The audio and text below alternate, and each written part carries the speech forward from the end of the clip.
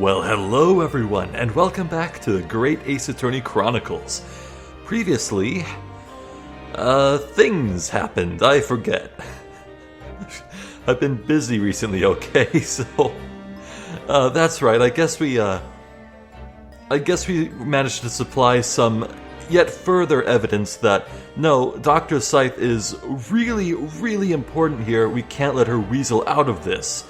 And Van Zieks, who also wants to get to the bottom of this mystery, perhaps more than anyone, has said, screw the rules, screw what Strongheart thinks. No, I'm dragging her into here. And now she's arrived, so let's see what happens.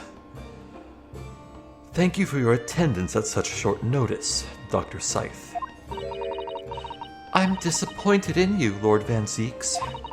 You've completely betrayed the agreed policy of both Scotland Yard and the prosecutor's office.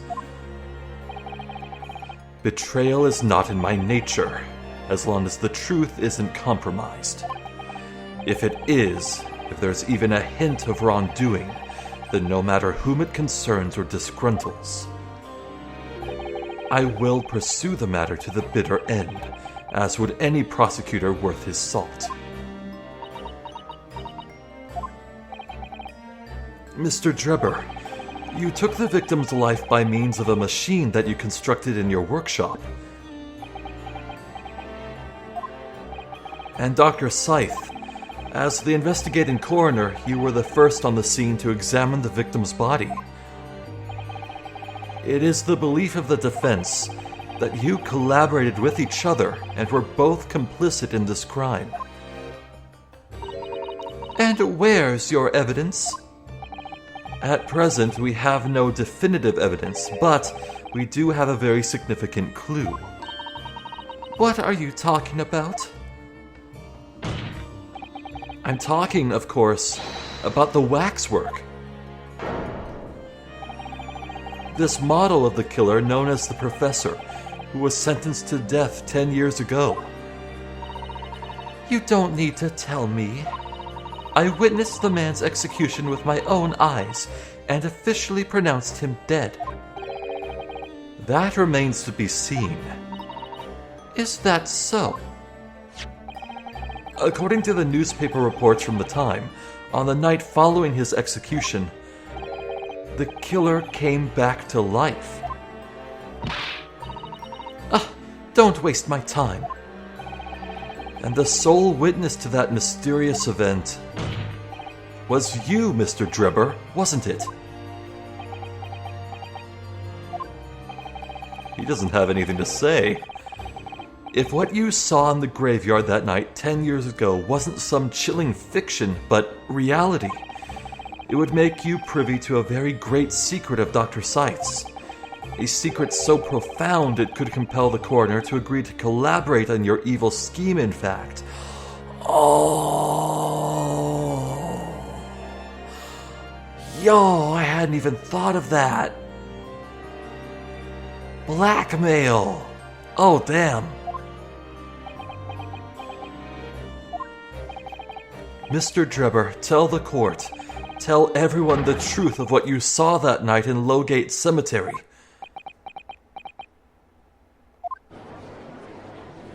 So he was the student who saw it? You can see the resemblance actually, can't you? With a man in Madame Tuspel's, I mean. Surely he's not going to claim that's really what he saw, especially not after all these years. He was a research student at the University of London, wasn't he? And a bit too clever for his own good, if you ask me. Uh-oh. It's never good when they laugh. What an interesting twist. When, at the time, not one person would take me seriously. Yet now here we are, 10 years later, and suddenly my story matters, and in a court of law, too.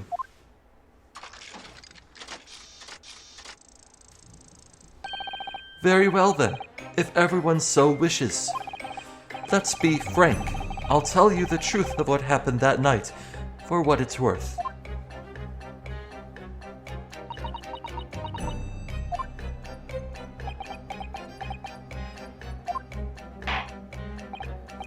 So, Mr. Drebber, your testimony, please, about the events of that night 10 years ago. You will tell the court exactly what you stumbled across in Lowgate Cemetery. Yes, of course, as you wish. Okay, that was easy.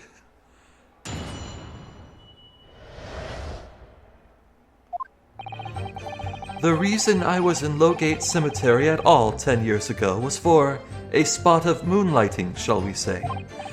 Yes, the illustration in that newspaper article was based on what I witnessed that night. But thinking back now, I realize that I never actually saw the professor. Soon afterwards, I was visited by a young woman who sculpted a model of me from wax. Then I gave up on my dream of becoming a scientist, and it was all because of that newspaper article.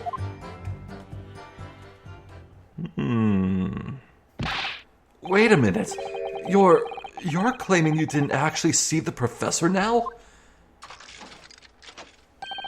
Of course. You'd have to have a screw loose if you believed the corpse could come back from the dead. But, so you're saying this article is not worth the paper it's printed on? I think that would describe it perfectly, yes. If the details in the article aren't true, it nullifies your argument for why Mr. Drebber and Dr. Scythe would have been working together. So he's discrediting himself to cripple my argument. Tell me, witness. You claim to have been in the cemetery on some auxiliary business. Can you elaborate?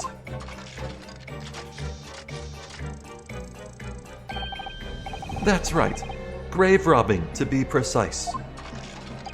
As you know, Lowgate Cemetery is at the rear of Barclay Prison.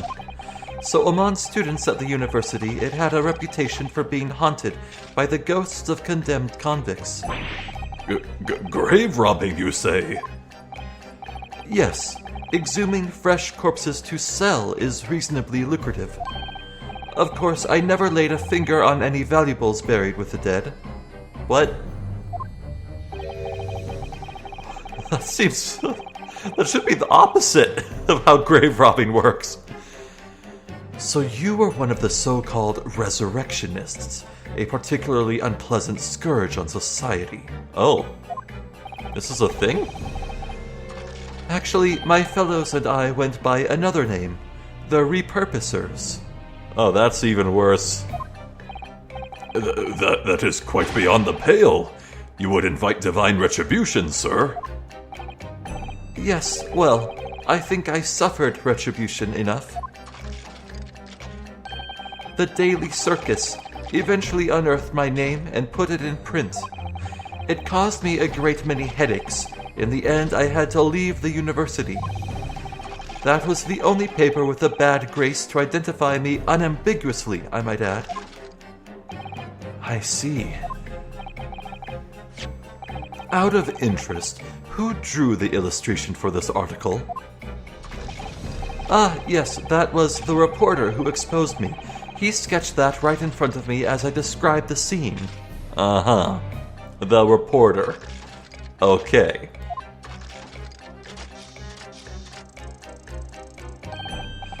Obviously, as time ticked on, I bitterly regretted what I'd done. Claiming to have seen something I never truly saw. Foolish. Very foolish. Well, counsel for the defense, you may proceed to the cross-examination now. At once, my lord. Oh, this is gonna be fun. I am ready to just take this man apart and see how he works. The reason I was in Lowgate Cemetery at all 10 years ago was for a spot of moonlighting, shall we say. Hold it! By moonlighting, you mean grave robbing, do you? Surely you only need to look at the graveyard scene and my appearance to gauge the answer to that. The lantern and spade. Oh, not this shit again.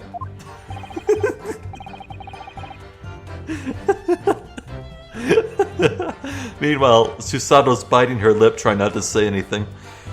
But who on earth would want to buy a dead body? Any major hospital. A hospital? In order to better understand the human body, the study of anatomy is crucial to medical science. But there isn't a hospital in the world that has enough specimens to work with. Though obviously they can't openly express an interest in obtaining more by dubious means. As aspiring scientists, we young research students had no money to work with, as I'm sure you can imagine. So we made surreptitious arrangements with the hospital via some of our medical student acquaintances. We would never take anything of value from the graves. This was all for the furtherance of science, you see. What a messed up perspective on value. Ugh. Trinkets are trinkets, a body's a body. Man. That's what we all told ourselves every time we stole into the graveyard at night, spade in hand. Shovel! You realize body snatching is a serious crime. If you were caught, you could expect the gravest of consequences. We students were caught between the hammer and the anvil. We needed funds for research. Professor Harebrain said exactly the same. I'm quite speechless at the apparent levity with which you've revealed this abhorrent behavior. Well, if you wanted to know why I was there at Lowgate Cemetery, that's the reason. But I never expected it to end the way it did. That, I regret to this day.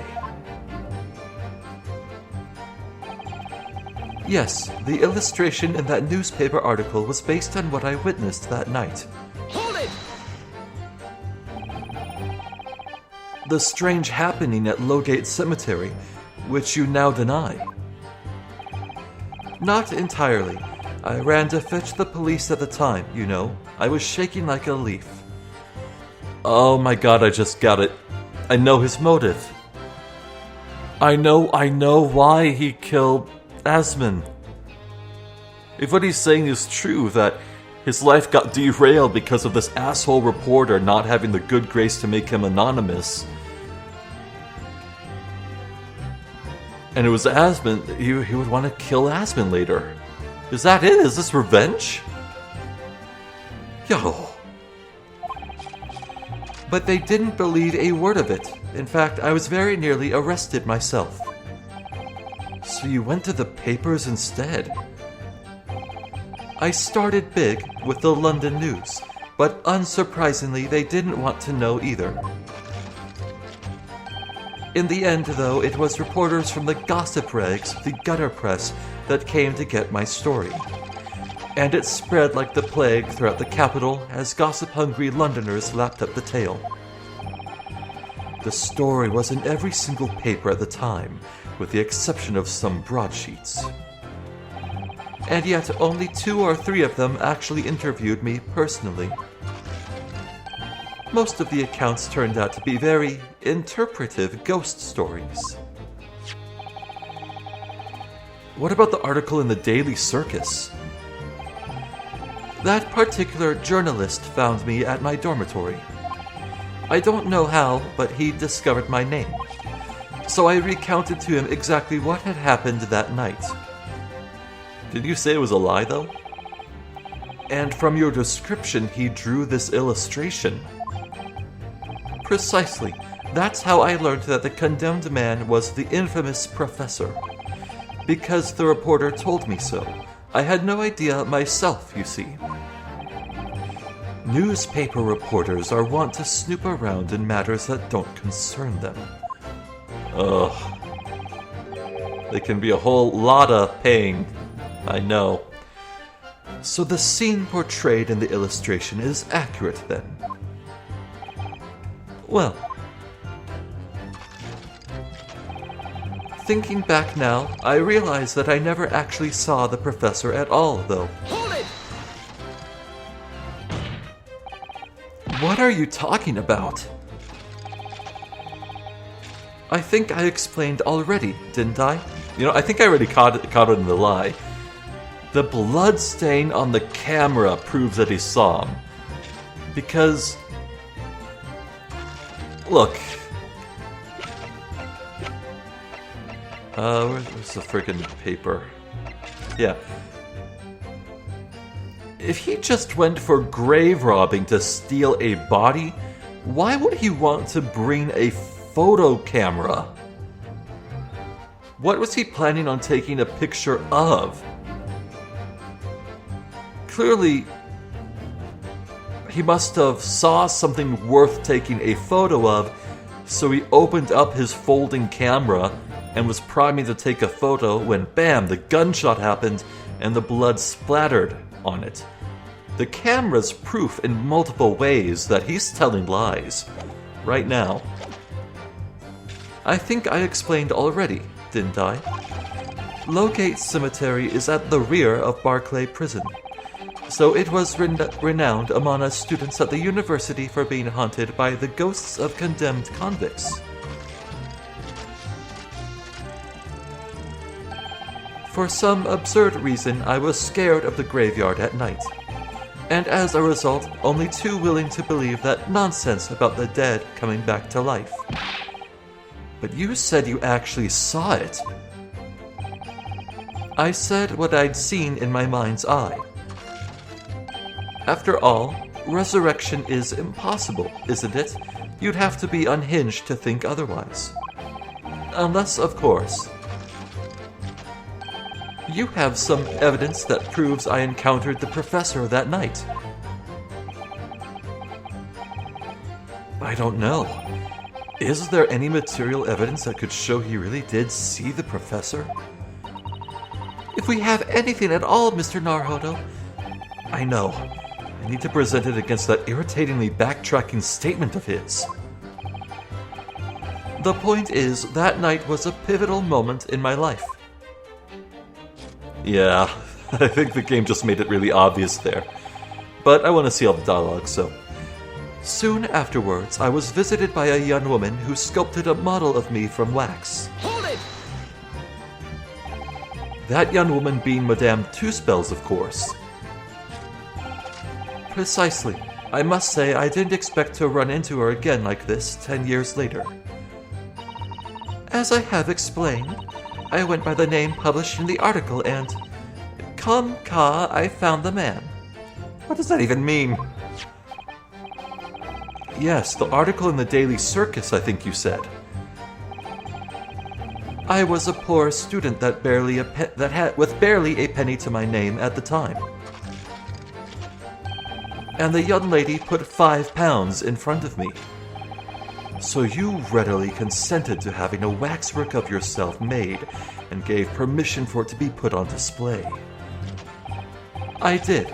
I should sell what little I had to sell, I concluded. Ah, oui, I remember now. I purchased something else from you that day. Ne est si pas. Pas?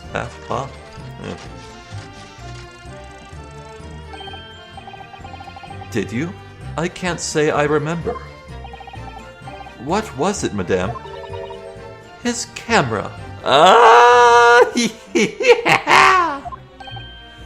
Ah. Oh, yes. I made a point of taking it with me whenever I made an excursion into any cemetery. You took a camera with you, sir. To what end? To record the details of the bodies I disinterred. But I had no intention of ever visiting a graveyard again after that night, so I sold it. I see. But I still have it, monsieur. It is part of the special exhibit in my House of Horrors. I am very meticulous about such details. It is the Two Spells way. It would seem, then, that this is the very camera Mr. Drebber took with him to Lowgate Cemetery on the night in question. Yes, interesting. Ah.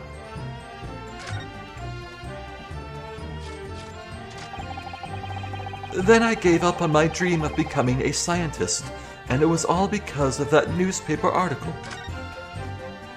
Oh, whoops. What's Drebber up to? Why would he suddenly change his tune and recant his claim? I wonder if perhaps it's because his circumstances have changed now. What circumstances? Well, if he admits to having seen the professor emerging alive from his grave 10 years ago, it will expose a secret in Dr. Scythe's past that she would desperately want to hide. Yes, of course. If Drebber and Dr. Scythe are working together now, then if Drebber were to betray her, there would be no reason for her to continue to cooperate. In that case, there's only one way around it. I have to prove he really did see it. Prove he really did see the professor's corpse coming back from the dead as he originally claimed. Yes, Mr. Naruhodo, exactly. Okay, well, a bit anticlimactic there, but I need to press that sixth statement. Or fifth, rather. Hold it! This article, you mean? Published in the Daily Circus? Yes, somebody informed the dean that it was my name that appeared in the article, and carelessly let slip that night after night I was digging up graves. Hardly a model student, you might say. The university's reputation was Execrably?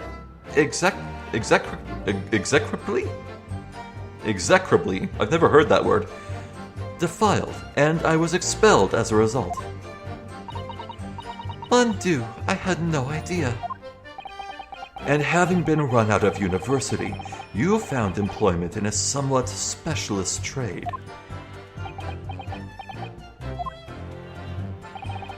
You combined your knowledge of science with knowledge of stage magic to create various experimental machines intended to demonstrate never-before-seen technology. And you used those deceptive machines to trick the government and the private investors into giving you money.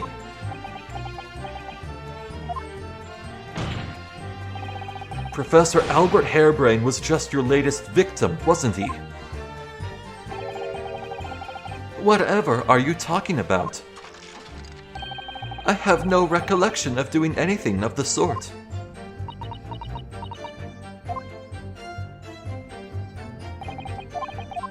Alright, now I know exactly what to do.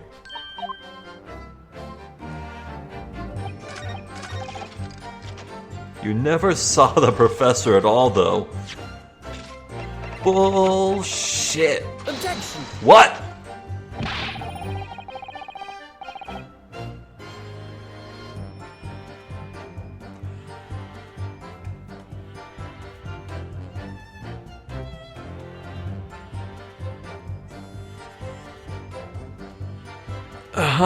Okay, wait, do I already looked at the blood stain on it. Yeah, dark stain can be seen on the bellows.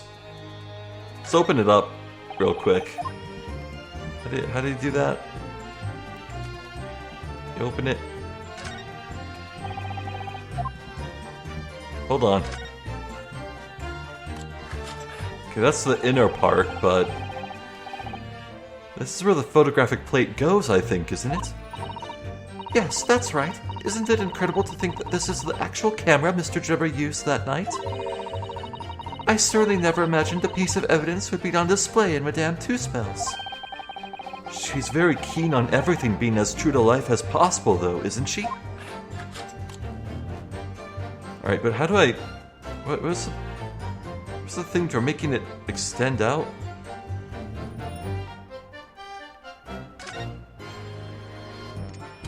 Ah, there it is. So we've seen this. Look at the bloodstain again. I swear to God, if I have to update it or something.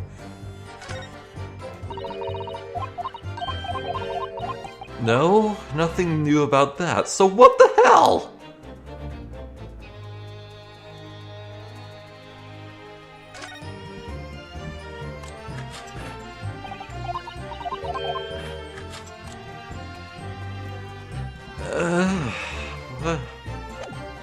What am I missing here?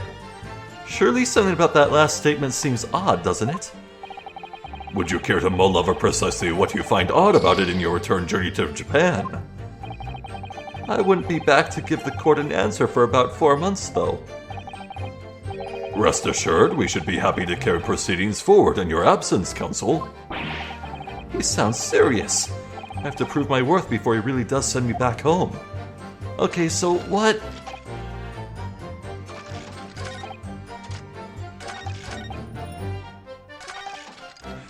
Never actually saw the professor at all, though. So your camera was extended and in firing position to, for lack of better terms, firing position, to snap a photo when the gunshot happened. So what the...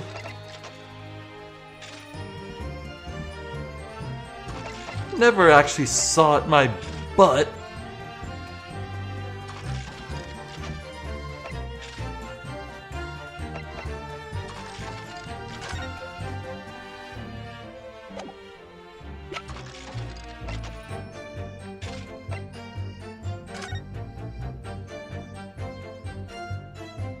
Do we show the illustration here and point out the inconsistency with the photo box?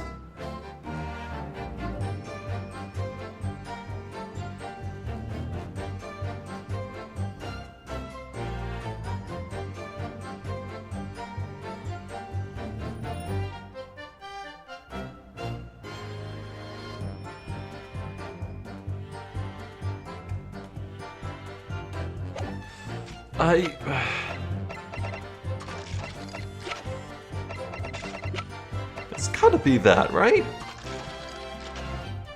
But no, why wouldn't it be? Why wouldn't it be the camera? What? I mean, we learned, we got the information on this updated from Two Spells. It's the actual camera that Jubber had with him.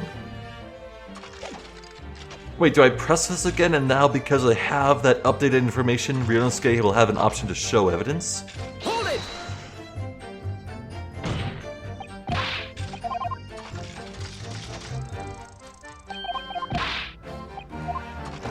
Mind's eye.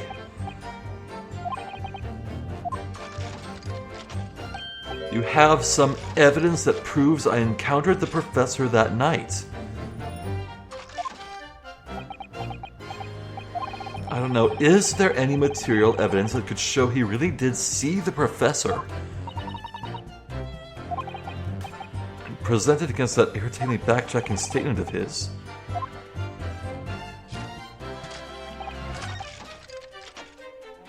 It's this one. I need to show evidence on this, but what do you mean it's not the photo box? The camera. What the...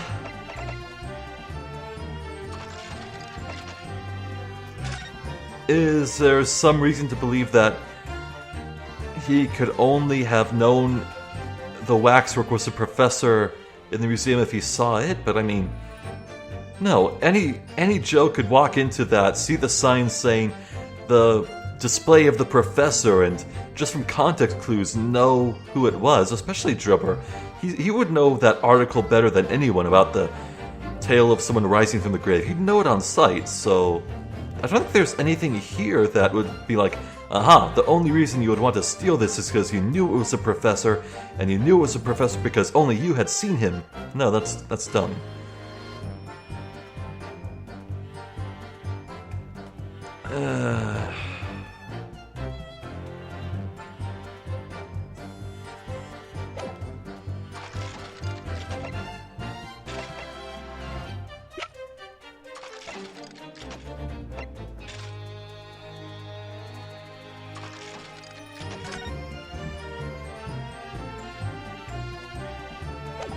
I mean, the paper. Objection! What?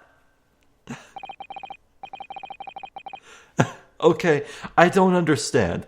Jubber's saying, no, that article's a lie. Here's why. And to prove him wrong here, I'm showing him the paper? I don't get the logic. Okay. Sorry, Mr. Jubber, but I don't believe that. Don't believe what? Your latest claim. You did see the professor on that night 10 years ago. Oh dear. We seem to be at odds.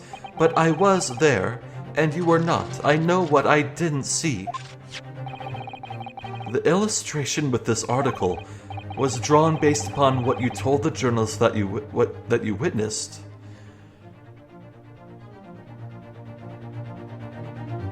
Yeah. A figure emerging from a tomb wearing an iron mask. Yeah. Yes, when the killer was tried 10 years ago, it was decided in the closed court's ruling that the man would wear the mask to hide his identity. It wasn't to be removed even during his execution and subsequent burial. Not even the prison wardens were to see the man's face. But obviously, the provision of this mask was not public knowledge. So, Mr. Tripper, as you've just heard... Okay, he's trying to say that the only reason you could... The drawing could have shown an iron mask is if you told the journalist that it was an iron mask, and the only reason you would have told them is if you saw it, but... I mean... His whole story is that... Tripper's whole plot here is to try and say that he just made it up. Can't he just say it's like a coincidence that he made it up for dramatic flair? He has such an easy out of this. It's so simple to get out of this that I didn't even think it was a possibility of trying to prove him wrong than that. What the hell? A lowly student of the University of London certainly wouldn't have known about the condemned man's mask. So unless you'd actually seen the professor that night, it's inconceivable that the artist would have included the mask in that illustration. Arg. Ordar? Ordar? Well, Mr. Drebber?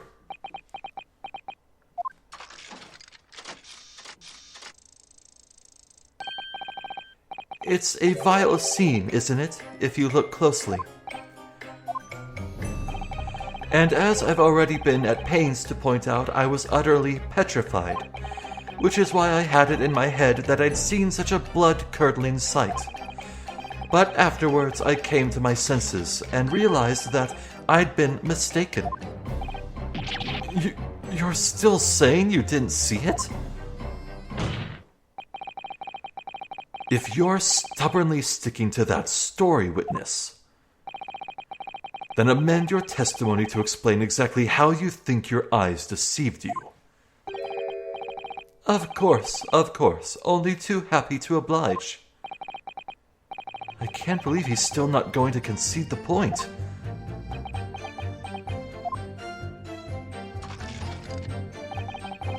What I in fact witnessed was a fellow grave robber at work. Hold it!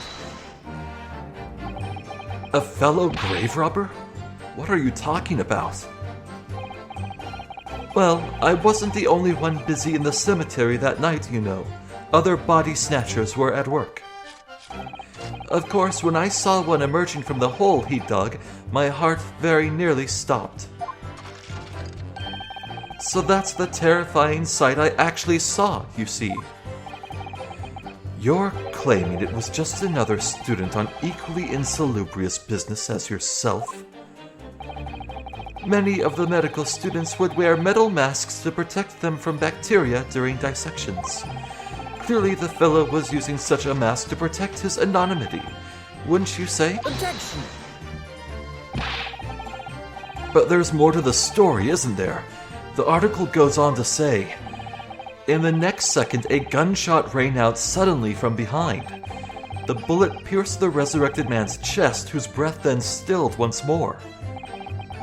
We might assume that the sexton discovered the miscreants at work, perhaps, and fired upon one of them. Isn't a sexton a nautical device? No, that's sextant. The hell's a sextant?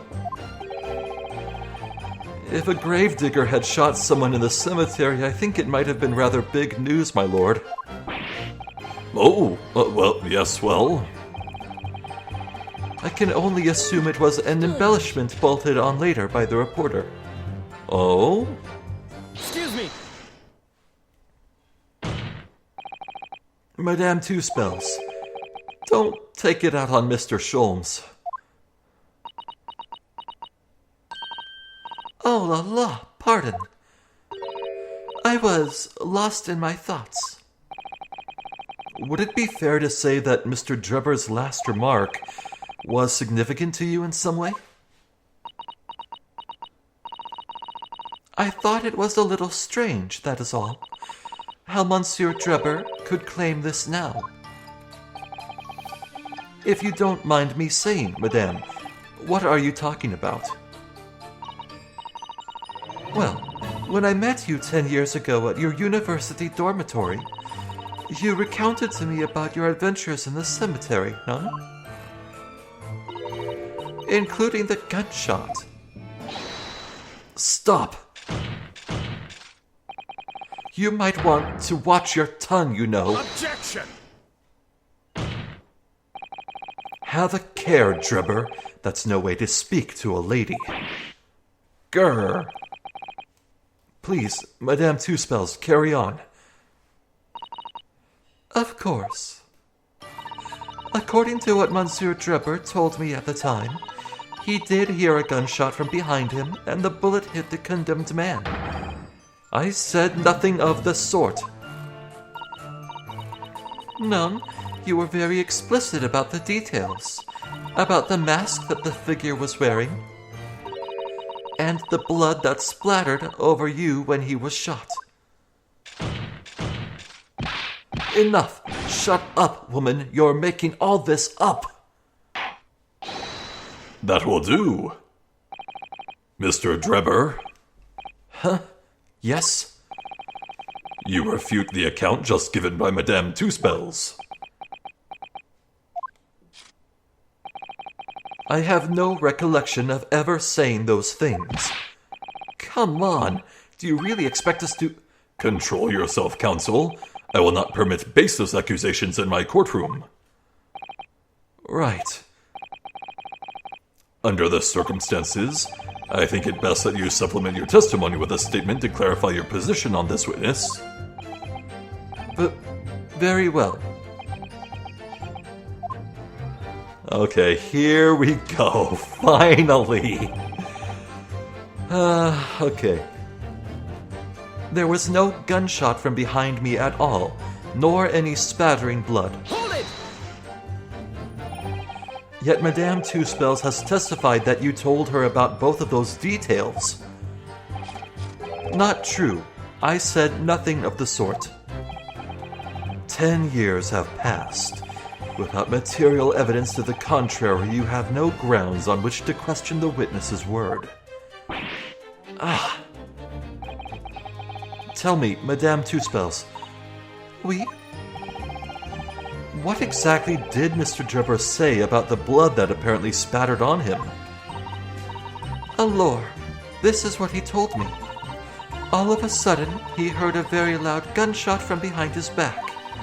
The bullet hit the figure who was emerging from the tomb in the middle of the chest, in his heart. One dreadful sight after another. And since Monsieur Drebber was at that time facing towards the condemned man, the blood sprayed from the wound and spattered on his body. That is what he told me. So, not an experience you would ever forget, is it? Precisely, and I didn't forget it, because, as I've already said, it never happened in the first place. He's clearly lying.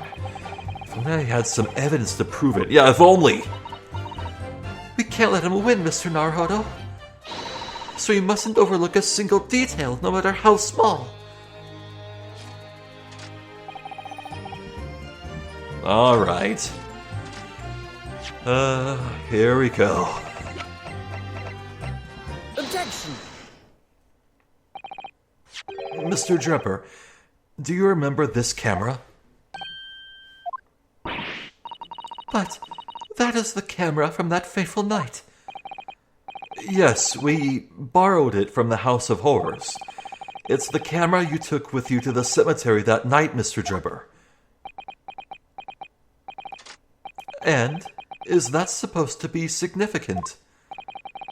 This kind of camera is rarely seen in our homeland, so my colleague and I were keen to examine it closely. We noticed that the lens extends forwards on the end of some bellows. Like this. Hold it! What's that? There, just on the bellows. It looks like a dark red stain. Ah! That's right. It's a rather conspicuous mark here on the bellows, in fact. Good lord! Are you suggesting? Yes, my lord. It would appear to be a spatter of blood. Something that could be confirmed with a simple chemical test. Isn't that right, Dr. Scythe? It would be difficult to determine if it was human blood or not the blood of some animal. But yes, to test whether or not it's blood at all is simple enough. I propose that Madame Two-Spell's testimony was correct, and that on the night in question 10 years ago, you were spattered with blood from the gunshot wound. Well, And that furthermore, you really did witness the condemned professor emerging from his tomb. Yeah! Well, we've got him now. There's simply no way you could have forgotten such a traumatic experience. In other words, the only explanation is that you're trying to hide the fact that you saw the professor that night. Objection! But why? Why would he want to do that? Well, not for his own gain, it would seem. For whose, then? Who could benefit? Mr. Drebber is obviously lying in order to protect somebody. My goodness, he's shielding someone. Yes, my lord, and clearly, it's someone who doesn't want the truth about the professor coming back to life to be exposed. Well, counsel, who is it then? Who is this witness trying to protect by lying about what he saw that night? But bam, it's Gotts, the little bohemian boy. No. Take that! The obvious answer is Dr. Scythe. Scythe. Whatever do you mean? Imagine if the convict who'd have been sentenced to death was not in fact killed. Imagine if that was to come to light. What are you insinuating? And imagine if the convict in question was the country's most hated mass murderer. If it was the professor... That would be an unprecedented scandal. Objection! This is beyond the joke. Need I point out that the dead cannot come back to life? What you're suggesting would mean that the execution never actually happened. Yes, that's exactly what it would mean. Objection! Once a man is sent to the gallows, he hangs. No one could escape, not in Great Britain. Objection! But the fact is, there was a witness to the fact that the man did escape his hanging. If that really were true, counsel, the implications of misconduct would not stop at the supervising coroner. It would taint the honor of the entire judiciary from the ground up.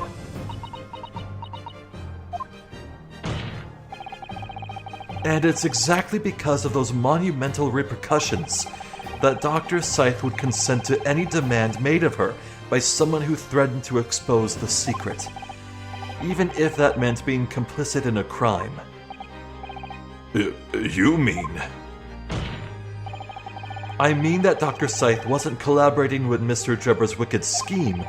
She was coerced into collaborating in order to protect her decade-old secret. She switched the dead body of Mr. Asman with a waxwork model and fabricated the autopsy report. Ah! Well, poise broken.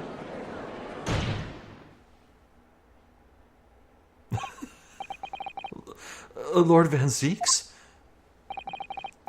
Pray forgive my freshly filled hallowed chalice, and a whole raft of other discourtesies now.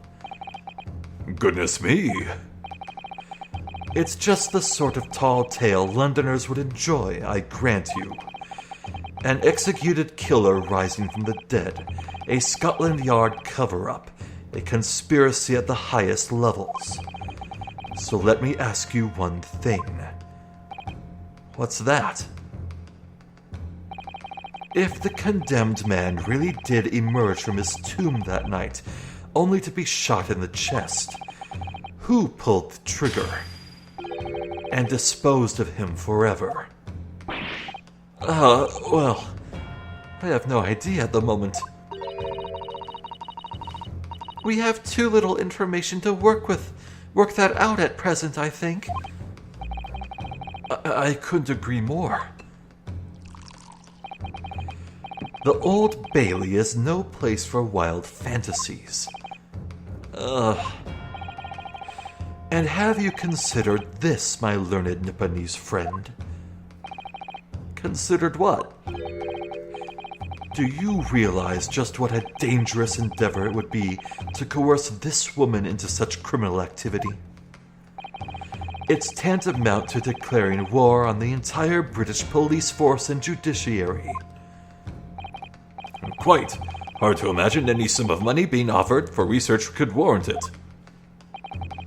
To rely on some staged deception when so much is at stake would be madness. Well, I suppose. And this was no petty crime either. The victim was murdered. A man who'd already invested money in the venture and would be instrumental in future profits too. Yes, I had no reason to kill Mr. Asman at all. Or are you forgetting that his death results in me receiving not a single penny? The court is already aware of the contract between myself and the victim, no? Yeah, it's good that they are. There is the contract, that's very true. The motive for this case runs deep, though. I can feel it. Using threats to force the head of the forensic investigation team to cooperate is extreme, especially for a government grant he had no guarantee of receiving in the first place. If the research grant was the aim, taking Mr. Asman's life would have made no sense anyway. Which means Mr. Drebber's motive wasn't money at all. He was just trying to kill Mr. Asman. Yeah, I worked this out already. But why? What was his motive then? Your time is up, my learned friend. I'd say you have one last chance before the jury lose their patience with this charade. Let's see if you can back up your heady proposal, shall we? Nice dodge, Kazuma. How do you explain why this engineer would throw all caution to the wind and threaten his own country? At this point, I'm not prepared to listen to more of this outlandish conjecture without proof. So, counsel, present your evidence. All right. Who exactly was Mr. Asman to Drebber? There's a connection there that's no one's seen yet. And I'm going to have to present 2 pieces of evidence to show what it is.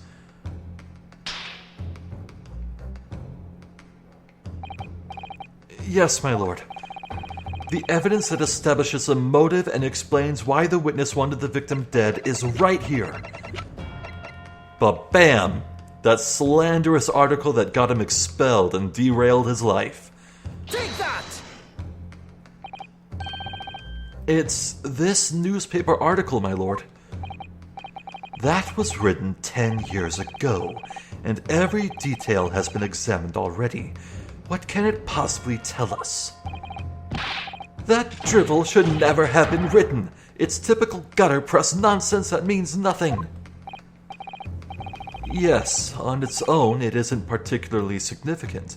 However, when considered alongside another piece of evidence, it will completely explain your motive for wanting Mr. Asmund dead. What other evidence? Counsel, you will present your supplementary evidence without delay.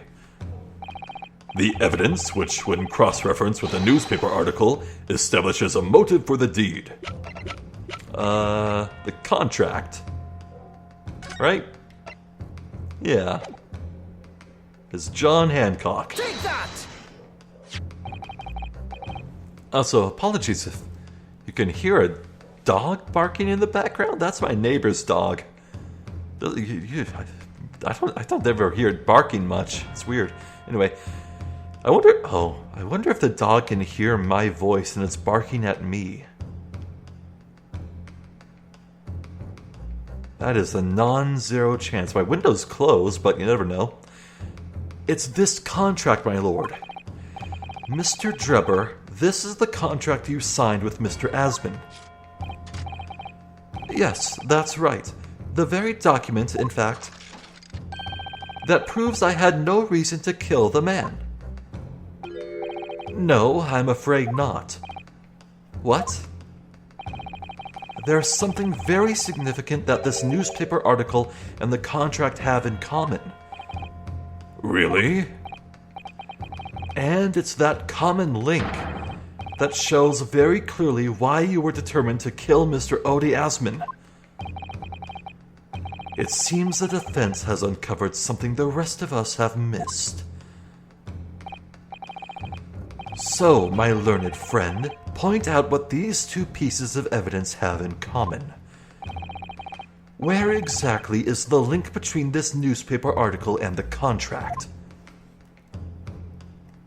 Ba-bam! Take that! What these two pieces of evidence have in common is a signature. A signature? The signature on the illustration that accompanies the 10-year-old article and the signature on the contract belong to the same person. What? Ah! As the court has heard, this illustration was drawn 10 years ago by the newspaper reporter who found Mr. Drebber and interviewed him about his ordeal. If you look closely, the reporter's signature can be seen in the bottom right corner of the drawing. Oops. And if you look at the contract here, which was signed between the witness and the victim last year, you can clearly see Mr. Asmund's signature at the bottom. Let me see now. Good lord, yes, they're identical. In short, the journalist who drew the illustration and wrote the article published about Mr. Drebber 10 years ago was the victim of this case, Mr. Odie Asmund. Ugh. Objection! But explain to the court why. Why would that constitute a motive for the witness to murder Asmund? Well, if you think back, you'll remember that Mr. Drebber talked about that article in his testimony. Grave robbing, you say? Yes, exhuming fresh corpses to sell is reasonably lucrative. That is quite beyond the pale.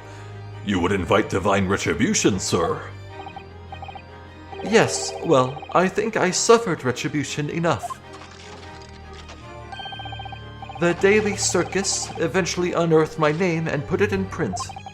It caused me a great many headaches. In the end, I had to leave the university. That was the only paper with the bad grace to identify me unambiguously, I might add. Then I gave up on my dream of becoming a scientist, and it was all because of that newspaper article.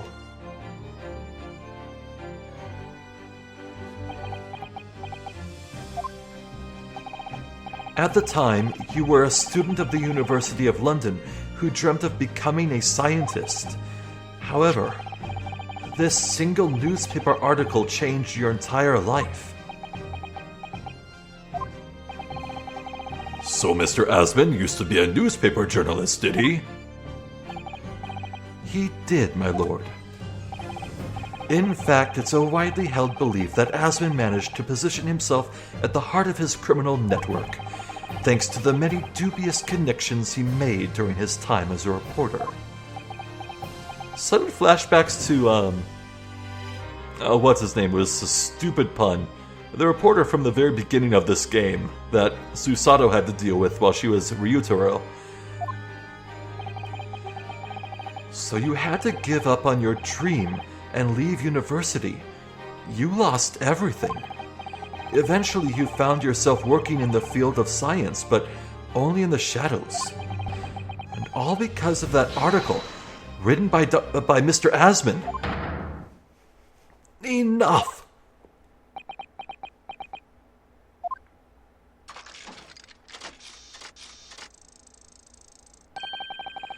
Stop this endless drivel about my life. What? Explain yourself, Mr. Drebber. Yes, it's true. I had to leave the university as a result of that article. But it was just the straw that broke the camel's back. What do you mean? Almost every student of science in the faculty was too poor to actually conduct any research. But they struggled on with their hypotheses anyway. We all did, only to have them taken by vultures. Sooner or later, you knew your ideas would be stolen and patented by some wretch or other, after all. Good gracious. Making a name for yourself as a scientist in a climate like that was a miracle only a select few geniuses could ever hope to achieve. Personally, I wasn't one of those geniuses, so it was hardly a wrench. Being forced out of the university because of Logate was the best thing that could have happened to me. Objection! Mr. Drebber, do you genuinely believe that? Of course I do. Who's better placed to know whether or not I possess a talent for science than me? I'm sorry to say that your words don't ring true at all. How dare you? And I have evidence to prove it. How are you in a position to say anything about me? I don't know you from Adam. Fine. If you think you have evidence, go ahead. Show it. What could you possibly have to disprove the idea that I was happy to leave university because I lacked talent? Ah. You were really sad to leave.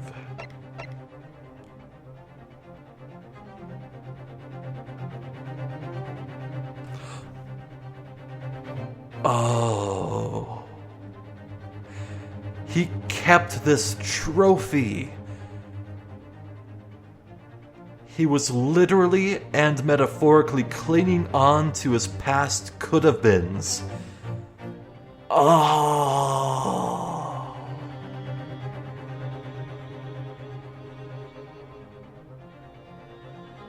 Take that! Oh, so lacked talent? Yeah, no, he was lauded for his talents. Do you remember this, Mr. Drebber? We found it at your workshop. Is that a Royal Society trophy for excellence in science? What exactly is this trophy, Counsel? It's the greatest honor that can be bestowed on a young scientist, my lord. There is no higher accolade. It recognizes emerging talent and promises a bright future. Good gracious. Your prospects for the future were excellent, weren't they, Mr. Draper? Because even then, you were a genius in your field. But you lost everything. You had no more future. Your talents would go to waste. All as a result of this one newspaper article.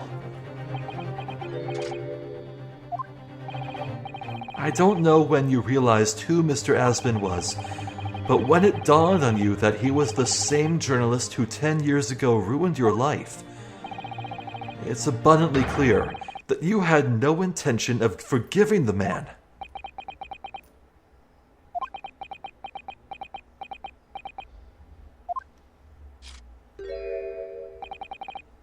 The truth is...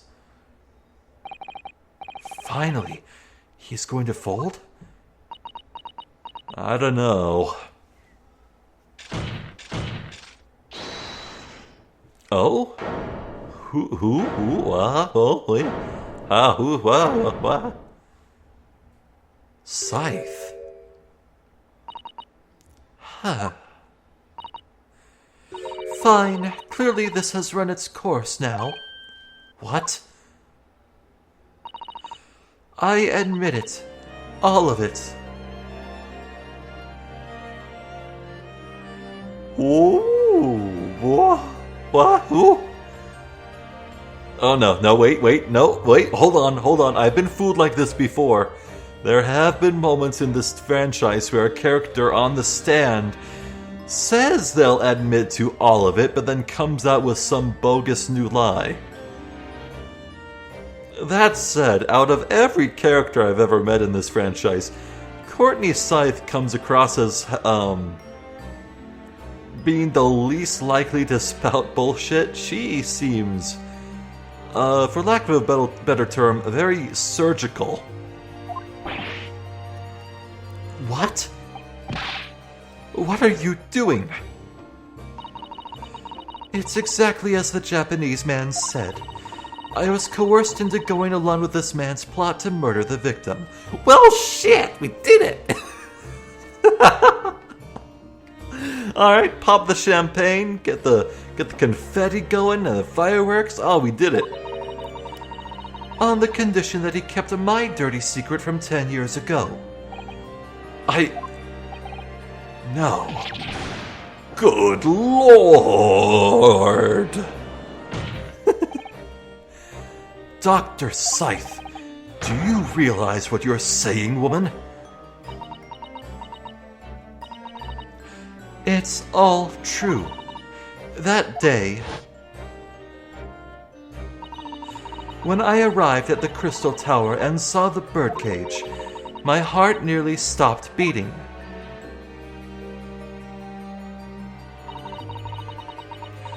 That memory from a decade ago that I'd done my best to bury deep inside myself. Is that the glass shard in his vest, or is that an envelope? No, it's a glass shard. It was the professor again, staring me in the face. And then, before I had a chance to react, I noticed something else. There was a note tucked inside the model's jacket. Oh, it's an envelope, not a glass. Okay.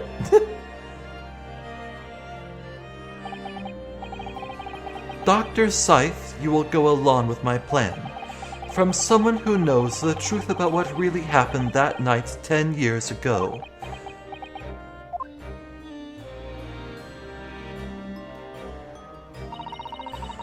All the instructions were there in the note.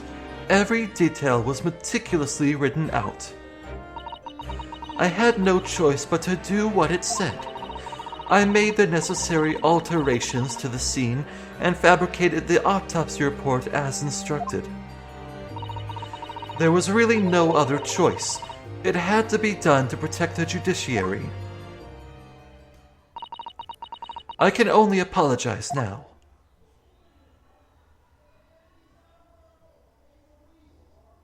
Why do I have a horrible feeling in my chest that this isn't actually the end of it?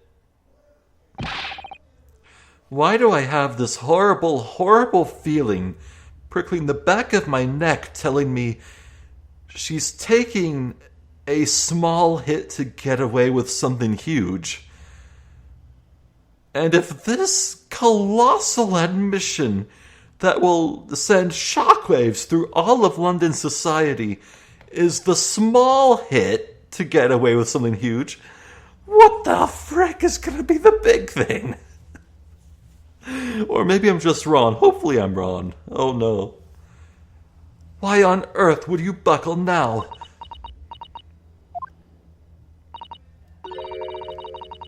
Well, there's no point trying to hide it anymore, is there? I would have done anything to stop it coming out, even collaborate in a murder. But the great lie about that execution 10 years ago has been exposed. Whatever happens, I'm finished. So then, Mr. Dripper, what do you say to that? Your accomplice has admitted everything.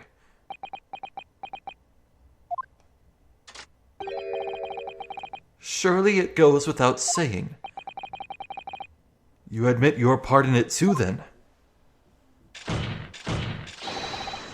I admit nothing at all.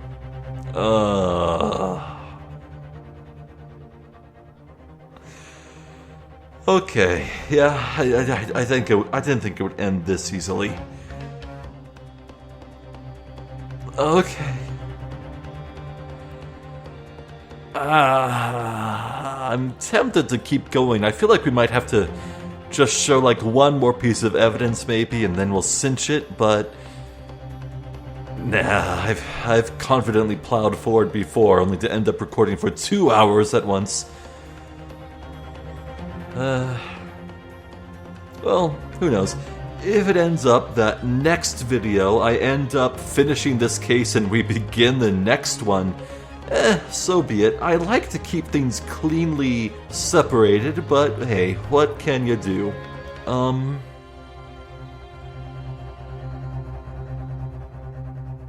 Damn.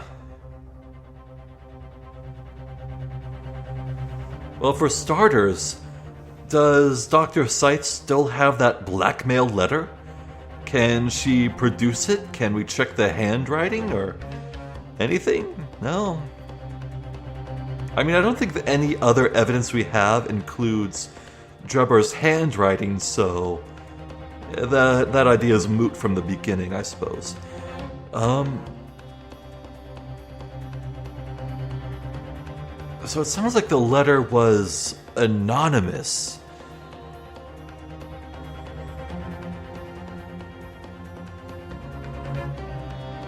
And yeah, I guess we aren't fully knowledgeable about when the body was killed.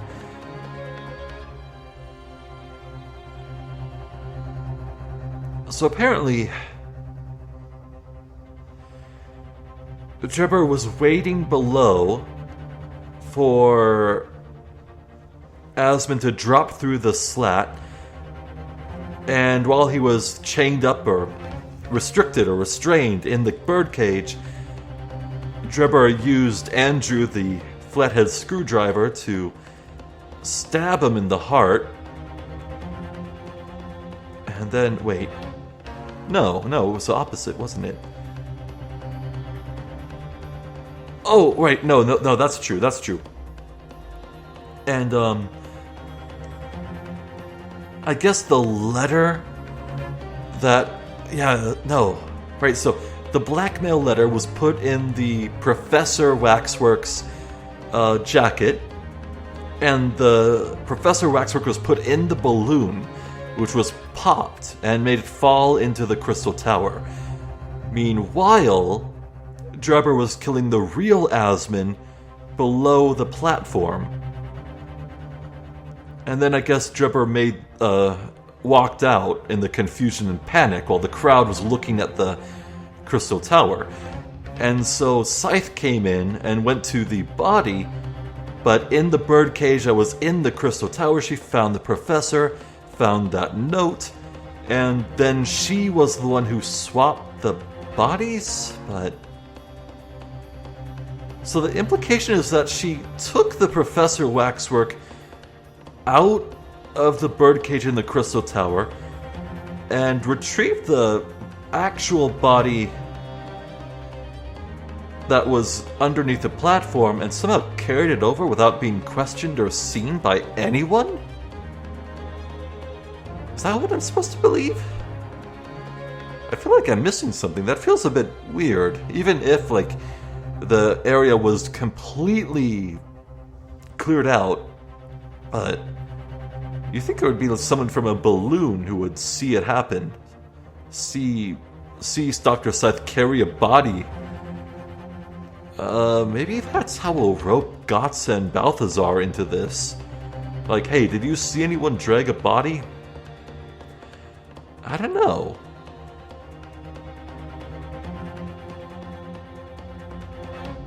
Weird.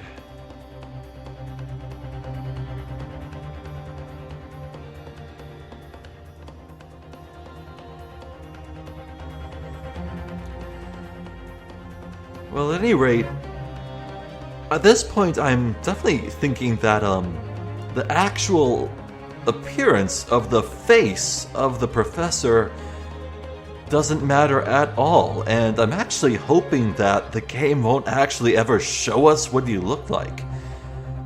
Like, keeping things a deliberate mystery is such a powerful tool in writing, and it's just not necessary, I think, to know what the professor looks like. It's best left to our imagination, in fact. I'd actually be pretty happy if the game kept it a mystery, so I hope that's true. Anyway, we're like 12 minutes over time here, so let's hurry up and wrap this up. I'm Zephyr the Jester. This has been more of the Great Ace Attorney Chronicles. Thank you for watching, and hopefully I'll catch you next time. So until then, please take care.